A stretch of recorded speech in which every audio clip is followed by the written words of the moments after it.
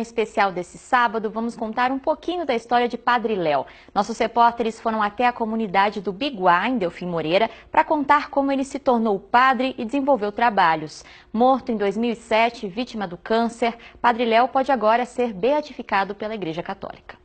Ele era muito bom, amoroso, atencioso com todo mundo, com as pessoas, dava muita atenção, conselho. Era uma pessoa dócil com todo mundo, né?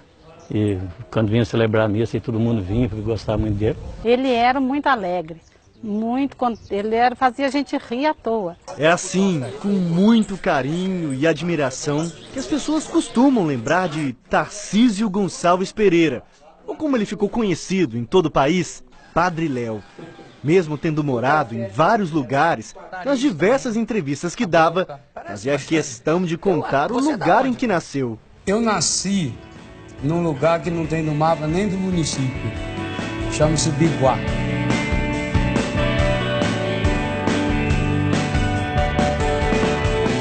Biguá, o simpático bairro rural de Delfim Moreira, é um lugar privilegiado.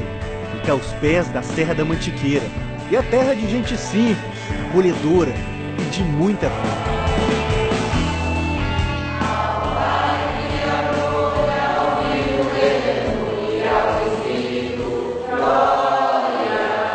Foi justamente em frente à igreja da comunidade que encontramos a família do Padre Léo, com vários primos e também um dos irmãos, o seu Hernani. E ele se lembra bem das antigas histórias, a começar pelo apelido do irmão.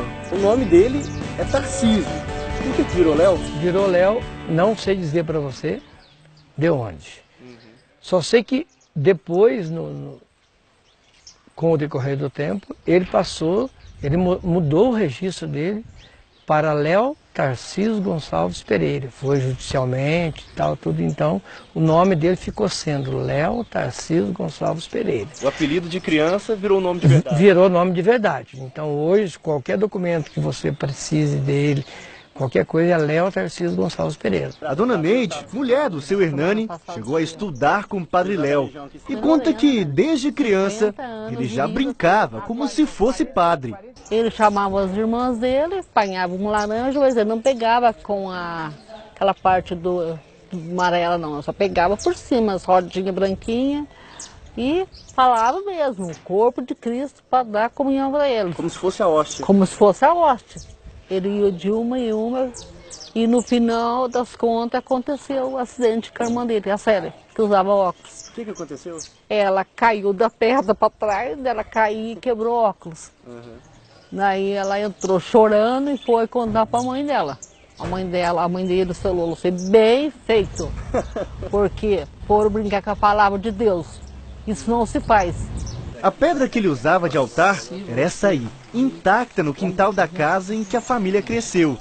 E mesmo depois de virar padre de verdade, ele não se esqueceu dos amigos, como o seu Lourenço, dono desse bar na comunidade, e ficou famoso nas palestras do padre. Ficou famoso por causa disso. Aí onde que eu vou é brincadeira, velho. O povo até tira sarro, meu pai, você é muito vagabundo. Que dia que o Padre Léo fala, você tem que gostar, mas você vai ser um primo, tem que gostar, né? Eu atendo muito bem, tem que atender eu, né? Famosas ficaram também as histórias de antes dele virar padre, quando trabalhava como jornalista, época em que acabou se envolvendo com drogas. Qual é a familiaridade que você tem com qualquer tipo de droga para tratar com tanta veemência esse problema? Quando eu era jovem, eu fui dependente. Naquela época, a gente usava maconha, chá de lírio e outras drogas como uma rebeldia ao governo. Como a gente achava que aquilo fosse uma forma de ir contra o sistema. Então usava as camisas do Che Guevara, cabelo comprido, né? Uns embonazinhos atravessados na cintura, que era uma marca nossa. Então eu fui usuário. E muito fumo? Muito. A gente fumava. Maconha naquela época a gente fumava demais. Até porque era uma droga, falando do ponto de vista da droga, da qualidade da droga, uma droga boa. Boa porque era mais forte, boa porque era o quê? Menos mistura, era mais pura, era mais natural. E foi justamente num dia em que ele ia trabalhar na cobertura de um show na cidade de Itajubá e estava sob os efeitos da maconha que ele teve o que chamou de uma visão. Eu me vi vestido de franciscano, passando a mão... Droga forte essa, né? Passando a mão na patena, purificando a hóstia consagrada. Na hora, a reação foi a de rir e chorar ao mesmo tempo. Mas depois ele percebeu que esse era só um sinal de que sua vida ia mudar completamente.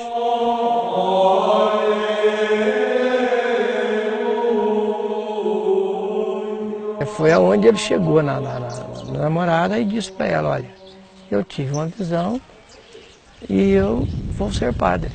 Já contou para ela? Já contou para ela, logo de cara. E qual foi a reação dela? A reação dela foi que ela chegou na casa dela e falou para a mãe dela, mãe, a senhora não acredita no que o Léo está falando. Ela está falando que vai ser padre, mãe. O seminário deoneísta da Congregação dos Padres do Sagrado Coração de Jesus foi feito em 1982, na cidade de Lavras. O Pedro conta que foi o pai dele quem deu a carona. Tinha tido chamado, né, de Lavras, e ele tinha que ir lá. Daí o papai sempre era uma pessoa movida às coisas da igreja, falou, não, eu vou levar, ainda mais sendo seu padrinho, eu vou levar você lá. E foi o início de tudo. Então ele que deu o começo, isso aí, levou ele para Lavras e lá começou o seminário. E o Léo já fazia uns trabalhos de bairros, de levar a liturgia dominical junto com o papai, mas o lesado, tinha mais umas pessoas que, o Cortez, já são falecidos. Eles iam para os bairros levando essa liturgia. Depois veio o noviciado, em Jaraguá do Sul, Santa Catarina, estado em que também cursou filosofia. E em seguida, teologia, em Taubaté, no interior paulista. A ordenação como sacerdote veio em 1990. 5 anos depois, ele fundava a Comunidade Betânia, que tem como foco o carisma e acolhimento a dependentes químicos. Mas foi quando começou a trabalhar na TV que ganhou reconhecimento nacional. Lançou livros, CDs, DVDs. E o curioso é que, além do bom humor, usava os próprios exemplos para falar de igualdade. Que lá no Biguá nós íamos pro campinho jogar bola. O dono do campo e o dono da bola que dividiam os times. Eu sempre era o último. Ninguém queria eu. Eles diziam, eu vou com fulano, esse cano, e eu ficava por fim. Aí quando sobrava, e eu? Falei, e eu? O lado que você quiser. Eu fiz opção. Mas a vida é também um mistério. Padre Léo morreu em 2007, aos 45 anos, vítima de uma infecção generalizada por causa de um câncer no sistema linfático. Na última pregação, já bastante debilitado, ele falou sobre sua condição. Eu estava com medo de pregar sentado, mas depois eu me recordei que as pregações mais profundas e dos mais belos milagres de Jesus ele fez sentado, verdade, né? Desde que o Padre Léo morreu, já se passaram 10 anos. E agora ele volta a ter destaque na Igreja Católica. Só que dessa vez em um processo de beatificação. O pedido feito pela Comunidade Betânia foi atendido pelo arcebispo de Florianópolis. E agora segue no processo de análise de possíveis milagres. Alguns casos já foram apresentados, entre eles o da Cleci Barbosa, que mora em São Paulo. A psicóloga conta que em 2015 o filho dela sofreu um acidente de moto no Paraná e teve traumatismo craniano e paralisia do lado direito do rosto.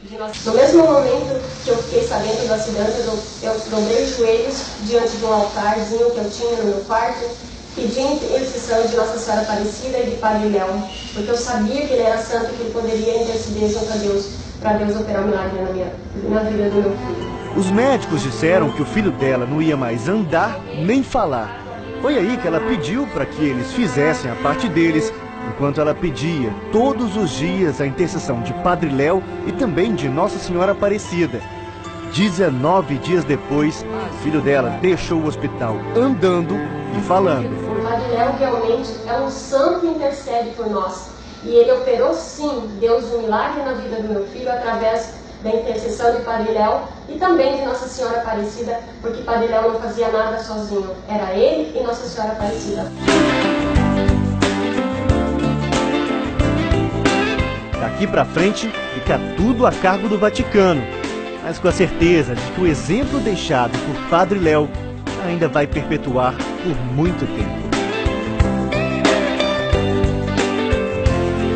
Está trazendo a alegria de volta, entendeu? Aquela tristeza que a gente tinha com a perda dele, agora com essa edificação, com esses fatos que vêm ocorrendo, a gente só se torna feliz e honrado, né? Eu acho que é honrado por ser irmão de uma pessoa dessa. Conheço um coração tão manso, humilde e sereno, que louva o Pai por revelar seu nome aos pequenos, que tem o dom de amar.